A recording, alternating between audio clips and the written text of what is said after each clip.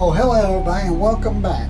Hey, I have breaking news for you about the gas shortage. There's a gas shortage because there's a pipeline that has been shut down. Now it starts out here in Texas and it goes through Arkansas, Louisiana, a little bit of Mississippi, Tennessee, North Carolina, and up into Virginia. So that pipeline has been hacked, and from the news reports from several news medias, it's a hack from the Russians. And what they've done, they've shut down that pipeline with ransomware. And what that means is, until they pay them the money that they want to turn that pipeline back on, they've got all their computers and stuff that controls that pipeline shut down. Now it's been, I think, 3 or 4 days now, and Charlotte, North Carolina is talking about they've run out of gas. Raleigh, North Carolina, gas stations are out of gas, and the ones that do have gas, cars are lined up around the buildings. This is not a time to panic.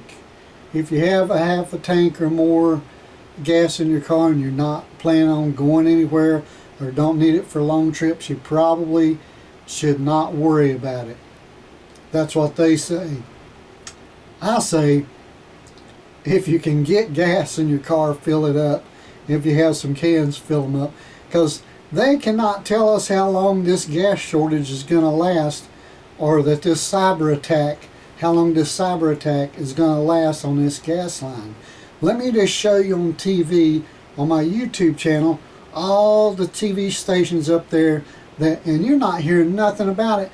I've got family up there and they're not hearing about it on their local news and TV. But let me show you what they're doing on TV here. Let me move this around. As you can see, I have looked it up with my search engine on my YouTube app on my TV. And you have CBS 17 Triangle gas stations seeing long lines run out of fuel in wake of the cyber attack. And then you have another CBS News. Operations slowly resume after hackers shut down. That's 15 hours ago. I don't know how true that is. Charlotte, gas stations run low due to Colonial Pipeline shut down from the cyber attack. Here's Bloomberg talking about gas stations are starting to run out of fuel. And it just goes on and on. CNBC, saying that's 17 hours ago.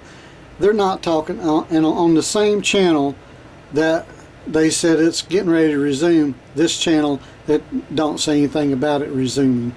It's just what we know about the hack group suspected behind the pipeline, and that's CNBC News. Group linked to the Colonial Pipeline ransomware attacks, relatively new but extremely organized. Eamon Jarrett joins us with a look at this group known as DarkSide. DarkSide, Eamon. Yeah, Joe, that's right. DarkSide is the #1 suspect. It can be tricky to do attribution here in cybersecurity, but that's who experts think is behind this. It's a relatively new group. They do ransomware as a service. That is, they offer the ransomware out to other criminal gangs, and the other criminal gangs do the actual attacks and then kick back money to the DarkSide group that launched this ransomware in the first place. So there's one that, as far as I know, it's still going on. And there's just a lot of news about it. But if you live locally up there in the Carolinas, you're not hearing about it.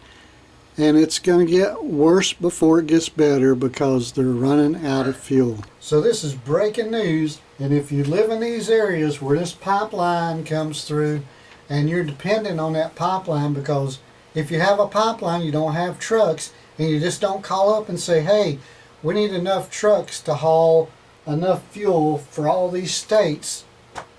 No, it don't happen overnight. It would take a long time to get enough trucks to haul that fuel. So this is Harold. Thank you for viewing. Give me a thumbs up, subscribe. I'll have another video for you soon. Gas shortage in the U.S.